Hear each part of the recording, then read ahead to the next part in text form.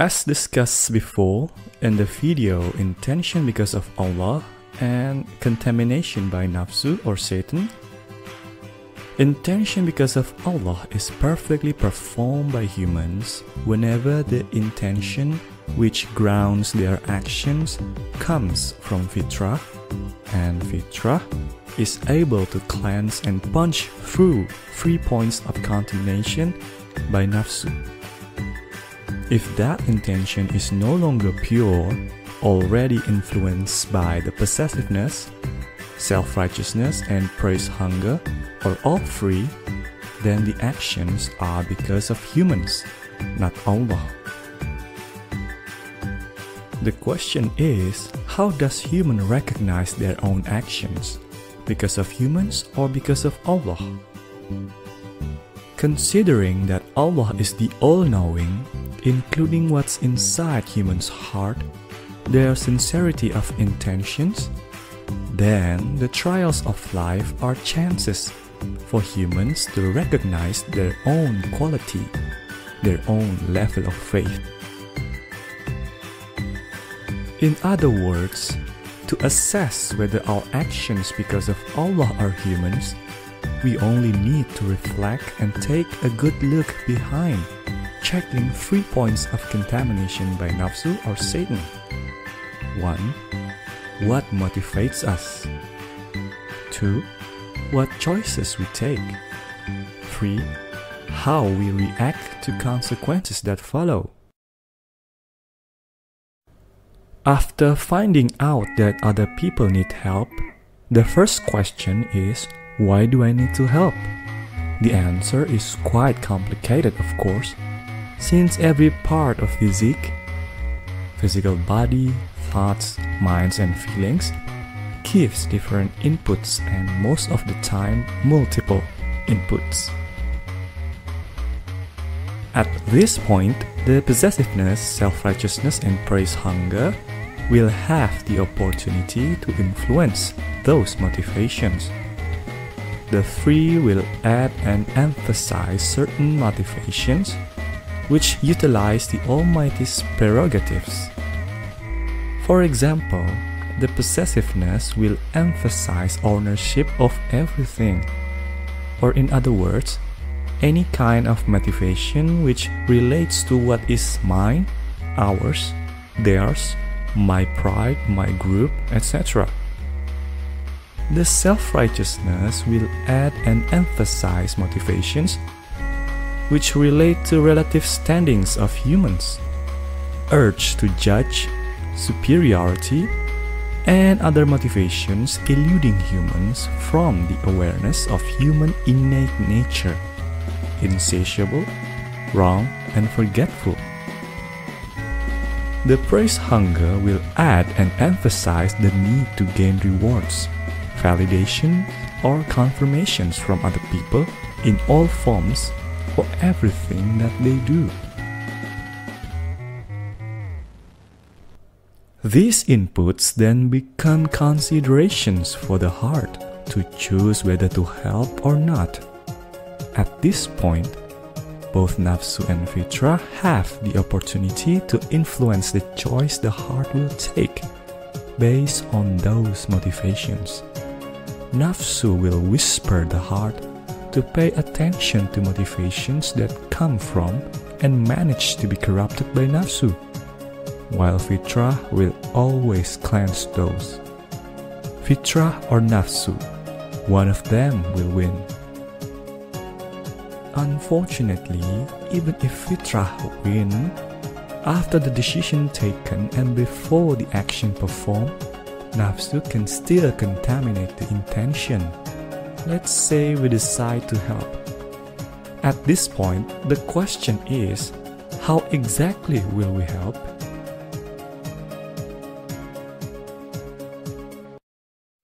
If the pure intention generated by heart is not strong enough, nafsu will contaminate it by using the Almighty's sacred privileges. The possessiveness, the self-righteousness, and the praise hunger will encourage humans to help or sacrifice themselves with certain approaches that somehow will fortify their pride and ego, superiority, and needs for acknowledgement. For example, even though they can help with just enough amount, nafsu will push them to give more based on those egotistical motivations, or because of difference in social statuses, or so they can gain more praises and acknowledgements. Seen from the outside, there is nothing wrong with giving more than needed, better even. But if one doesn't beware of nafsu, the decision will only open crevices which make it harder for human to pass the trials of life.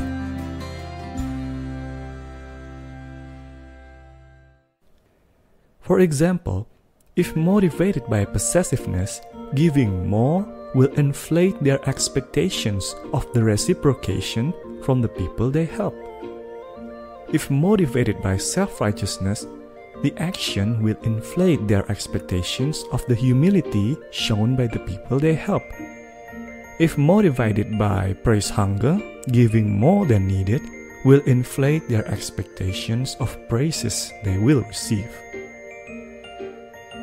When the trials finally arrive and they cannot let go of the Almighty's prerogatives, then the intention is proven not because of Allah, but instead because of human. The noble deeds become worthless before the All-Creator. That's the reason why it is often mentioned noble deeds are not about the quantity of it, but the sincerity behind it. Some people encourage others to give praises whenever they see noble deeds, so the people who do it become even more inclined to repeat it. In this kind of community, humans support each other by giving out praises and watch each other by giving out warnings. But let us reflect on this. If we do good deeds because we are afraid of losing acknowledgement or receiving derision from others, are our services pure because of Allah? Of course, the answer is up to every individual. However, collectively, this culture that seems so beneficial in truth only makes it more difficult for everyone to do good deeds with the sole intention only because of Allah. Some people cannot stop themselves from correcting, advising, or even ridiculing other people whenever their ways of doing things are considered incorrect. In this instance, there is possibility that when the intention pops up, they actually want to share benefits with other people because they already experience the advantages of their ways of doing things. But in actuality, if instead of thanks they only receive derision, it will be clear whether their intention is pure or already contaminated by superiority over other people, already consider themselves to be more authoritative, of higher standing, or an expert in the matter. If contaminated, then the advice is no longer about sharing, but instead about the need to put oneself above the cloud by condescending other people. There is also possibility that at the time the intention created, they want others to feel the happiness they currently feel from the choices they made in life. Unfortunately, they forget that destinies and choices differ from one and another, that the same approach in life doesn't guarantee the same results in other people's life. Faced with that reality, they refuse to accept. Thus, the advice is no longer about willingness to share happiness, but instead about certainty that they are the most knowledgeable about what is best for other people. Regardless of origin, from fitrah or nafsu, if an intention is no longer pure, then the value of a person's actions only worth something before other humans, but not before Allah. The purity of intentions has scores. 0 is the lowest value while 9 is the highest. The minimum score before an intention can be said because of Allah is 7.5 out of 9. A pure intention which qualifies that standard does not mean a human have no other motivations but the purest ones, without physical motivations. A human pass the test of purity of intention if they can let go of the Almighty's prerogatives, the possessiveness, the self-righteousness, and the praise hunger whenever faced with reality of life. Let's say a person help another because of physical attractions. If they are able to accept rejection even after sacrifices are made, depends on the score, they can pass the test and gain value before the Almighty. Or like in the second example, the persons have innate personality to give praises to others. If they can accept when their praises are not given back, depends on the sincerity, it is possible they pass. Or like in the third example, they like to tell other people what to do. If they are able to accept the reality that their advice doesn't always succeed, or even only receive derisions in return, depends on the sincerity, it is possible they pass. I have to remind you though that they can pass, but it is not definite. That's because habits of doing good deeds but not yet righteous, as mentioned before, will open up crevices even bigger for nafsu to corrupt. Even bigger crevices than common deeds that more likely considered as normal or even bad among humans. But once again, it all depends on the individuals. Risks and consequences are borne by each human before the Almighty. The conclusions are: to purify the intention for humans to become because of Allah, the steps are as follow. 1. Be honest with yourself. Be aware that inside of us there are both nafsu and fitrah. Nobility before the Almighty doesn't mean to eliminate every single bad intention and thought, but instead recognize it and then control it. Don't let it contaminate your heart when the trials come. 2.